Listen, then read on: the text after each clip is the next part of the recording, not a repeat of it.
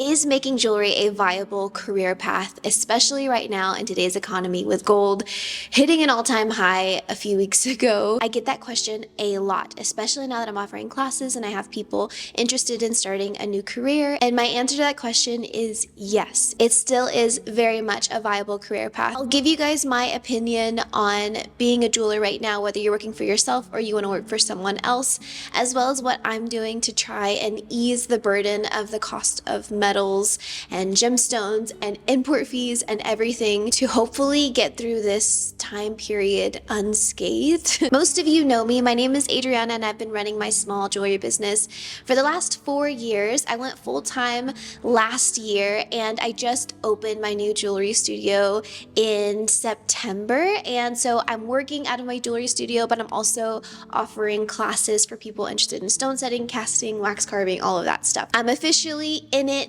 full-time for a year. April will be 2 years, which is insane.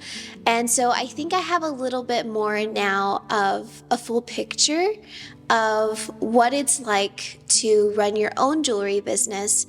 And I've now met some other people who structure their businesses differently, and I think I can kind of give a good idea on all the options that are out there. First of all, yes, it is possible to make a living making jewelry. Having said that though, it is not easy. It is extremely hard. I'm 4 years in and I've been full-time for a year and a half now, and I still don't make the income that I used to make from my 9 to 5. Obviously, I wouldn't be running my own business if I weren't able to pay my bills, but it does help that I have a partner in life. I am married. I've been married for nearly 11 years now, and it is a huge help to have life help, to have a partner to share the bills with. And so I do think it's really important for me to be very open that I'm not the only one paying my bills. So yes, some people will have an easier time than others making it in this career field full time, especially if you decide to go down this road on your own and be an independent jeweler and not work under the umbrella of a company. The pros are very obvious if you decide to run your own thing, and that's obviously that you are your own boss. You get all the creative freedom in deciding what you make and what you decide to sell and how you decide to sell it and how you decide to run your business. You get to set your own hours and be your own boss. And for a lot of people, that sounds really, really nice. And it is very nice. I hope I never have to go back. However, running your own jewelry business is not easy. You are everything. You're the accountant, you're the bookkeeper, you're the marketer, you're the social media manager. A lot of people get into making jewelry because they love the craft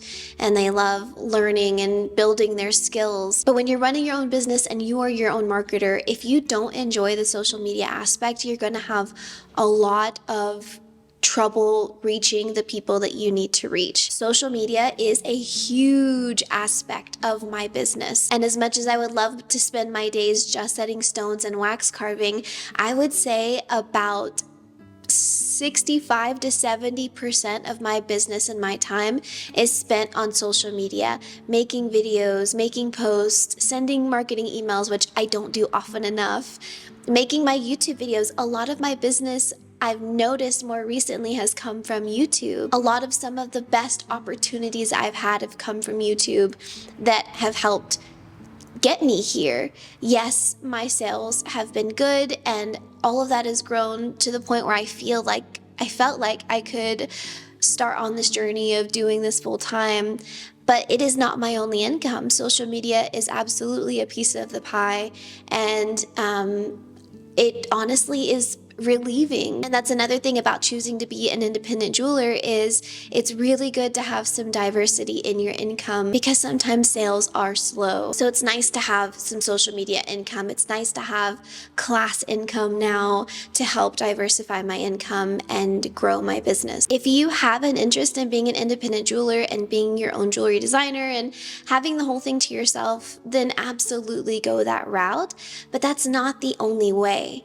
There are people with really successful careers as stone setters, and they only set stones, and they contract their work out to big jewelry companies or to other small independent jewelers, and all they do is set stones for other people. Sometimes they set stones in their own work, but maybe they have kind of a half and half model where they're still technically self-employed, but they do a lot of contracted work. So you could choose to be a stone setter, you could choose to be an engraver only, and people send you their jewelry to be engraved on. You could learn CAD design and choose to contract out those skills and just design jewelry on the computer. I think for a lot of people that are starting to realize that this is an actual career path, they see independent jewelers who are wearing a lot of hats and they think that maybe that's the only way to be in this career field, and it's not. There's such a wide variety of skill sets and paths that you can take that are really lucrative. I never want to discourage someone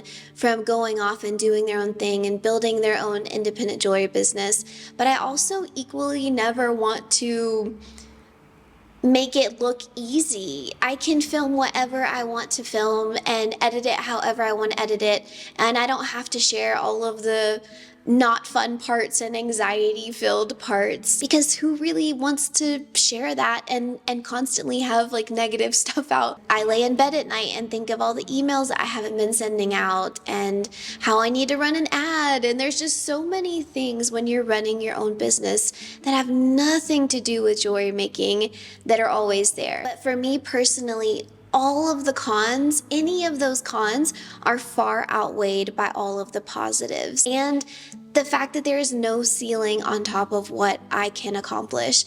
I know that if the right opportunities present themselves, if the right video takes off, if the right photo takes off, if the right piece of jewelry takes off, that my life could be changed forever. And those are things that you can't accomplish when you work for someone else, when you're making someone else's jewelry and you're setting someone else's stones. The opportunities really are endless, but it is truly, truly a marathon, a constant sprint. And it's something that you have to decide what's the most important thing to you, because if you decide to go down that road, it can really consume your life if you let it. If you decide that it's all you want to focus on and all that you want to put your energy into and your time and your money, if you decide that you want to commit your life to it, then that's okay. There's no shame in that.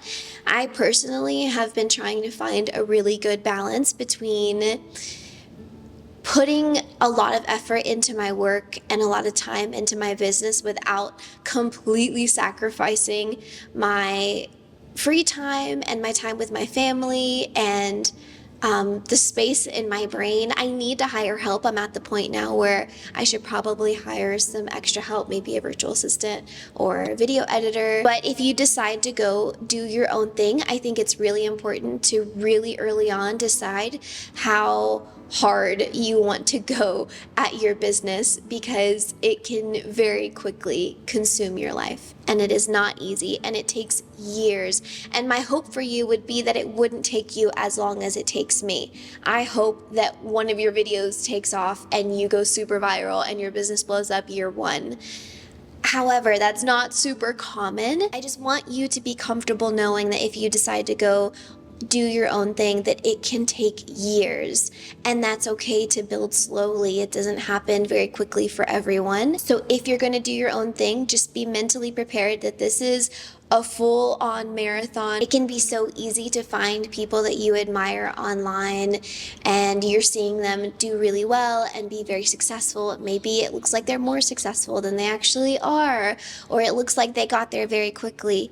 It's likely that you're only just now seeing all the good stuff, and you didn't see all of the late nights and all of the long hours and the years that it took before they got to where you're seeing them. So yes, this is very much a viable career, especially if you choose to work in gold. If you choose to work with higher quality gemstones, you will grow your business a lot faster, and you will have larger profit margins to help you grow and to help you grow your skills and your tools by working with those nicer materials.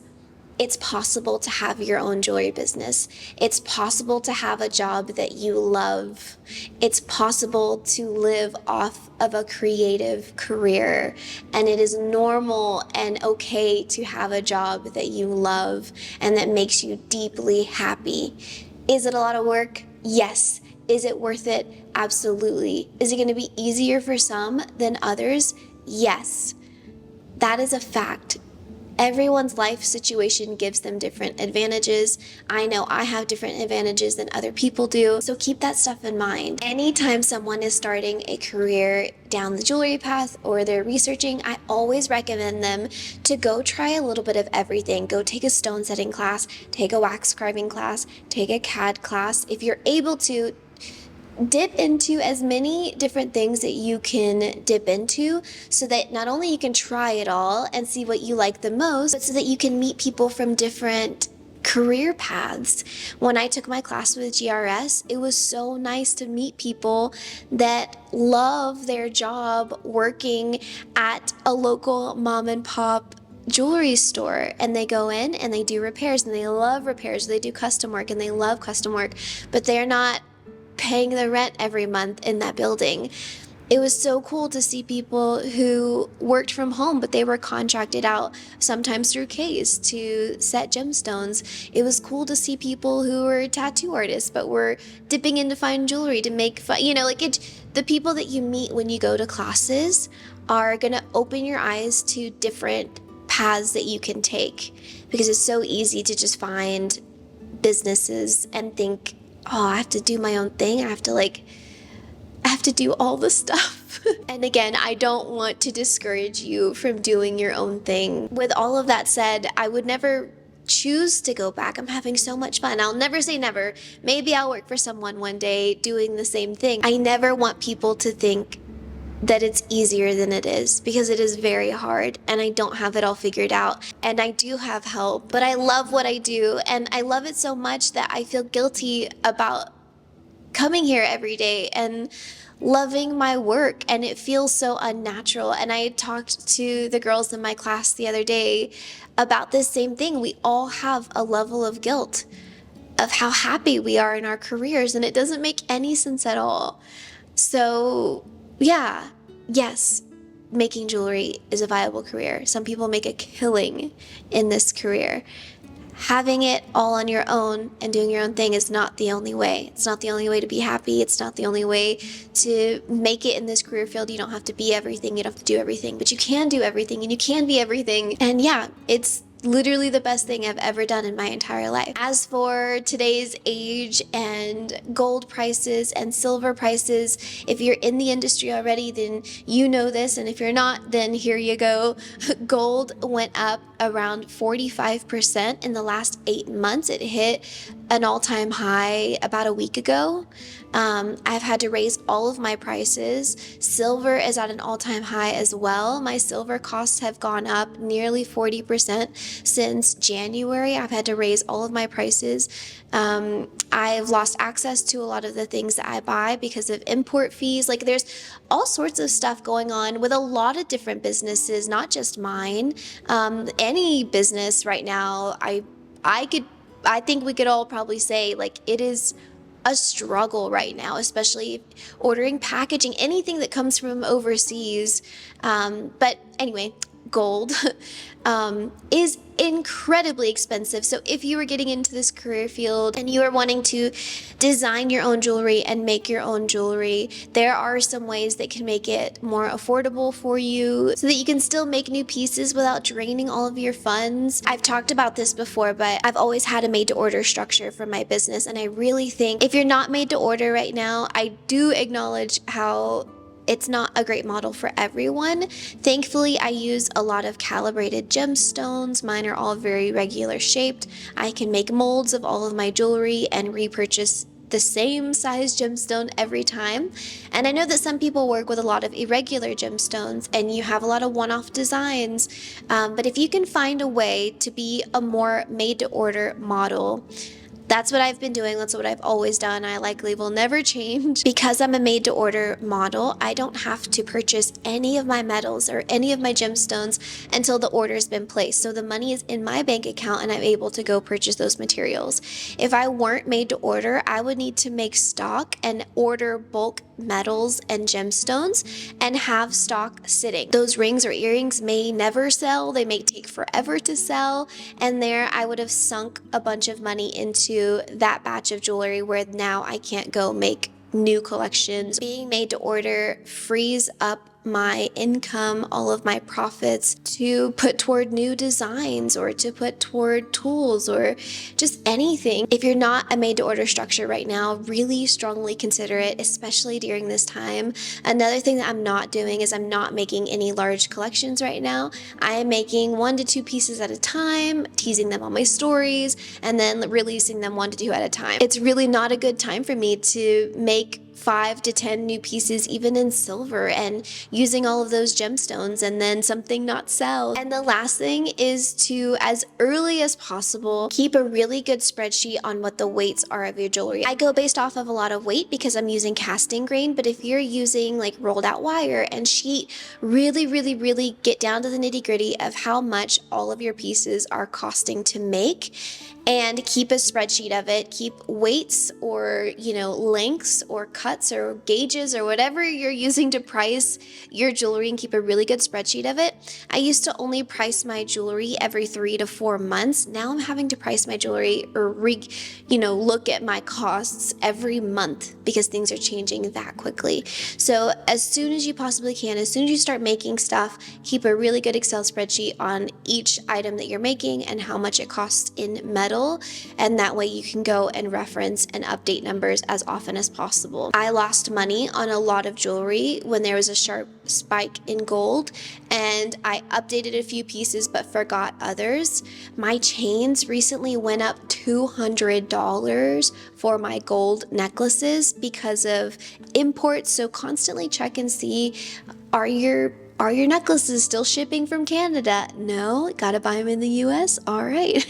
Thankfully, I had a coupon. It went up $280, and I had coupons. So it was $100 and something whenever I put the coupon on there. But like, that coupon's not gonna always be there. So just keep a good eye on your materials and keep checking them. You gotta remember that you can only control what's within your control. I really hope that all helped and that it all made sense. I felt like I was kind of a little bit all over the place, but pretty much, yes, this is a viable career, and it can look really scary right now with everything happening and the cost of gold and all that stuff. All you have to decide is, what road do you want to go down? Do you want to be your own boss? Do you want to do your own thing? Do you want to be everything? But then you don't have to be everything. You could be the designer and you could have someone CAD design for you, and then you could send that to your stone setter, and then you could send that to your engraver if you want, and then you can do all the marketing. So if you're design and marketing savvy, like, you can decide how loaded your plate is or how unloaded it is. You can decide not to even have a plate. You can decide to go get the skills that you need, apply at jewelry stores, at mom and pop jewelry stores. You can decide to be your own contractor and be niche and be a stone setter or be an engraver, or, whatever it is that you decide that you want to be. Just know that one of the best things about this career path is that there are so many options. And when you get tired of one thing and you're like, I don't really think that this is for me, then you can go down another road. If you like the industry but you don't like stone setting, then send it out to a stone setter. I think there are a lot of aspects about this career that are getting lost. I think hand fabricating is going to be somewhat of a lost art and is going to be needed. I think repair work is going to be a lost art and is going to be needed. So if you're looking for a career path that is of a trade, like this is a trade. If you're looking for something to do with your hands, something creative, something fun, an industry that's full of really nice, good people. I've been in a lot of different industries, and by far this is an industry that the people have been the most welcoming and kind and down to earth and creative and encouraging, then this is a really, really, really great career field to get into. I hope that this video didn't feel like it was being discouraging in any way. I just always want to be as open about both sides of the coin as possible. Obviously, if I didn't love what I did, I wouldn't be here. I wouldn't be doing this. So yeah, definitely worth it. So many different avenues. There's so many classes that you can take based on your experience level, how serious you want to take it, how long of classes you want to take. There's GRS in Kansas that has week-long classes. There's GIA in New York that has month-long classes, year-long classes.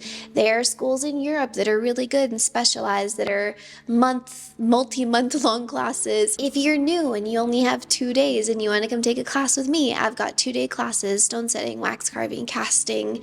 I'm in East Idaho in Pocatello. It's a really good place to start your journey if you're wanting to dip your toes. So I hope this video was helpful. I hope you all are navigating all of these price hikes as best as you possibly can. And if you're not on a made to order model, that you're considering it. If you are just starting out and you're not in a place to take classes, I do also have a Patreon. I'll put the link in the description, but I've got over 70 videos in there giving tips and tricks, and I've got live videos of stone setting. So if you're kind of a self-starter or you're not able to travel for classes, then Patreon is probably a good place to go. There are also tons of other really great jewelers who have subscription programs that have really helpful information. So it is not just me. Johnny Oro is one of them. He's a really good stone setter and engraver. He's got one on Instagram. Metalsmith Society has one on Patreon. Yeah, there's a ton of people. You could just go down a rabbit hole. So I hope this video was helpful. I hope it felt just as encouraging as honest. And I will see you guys in the next video.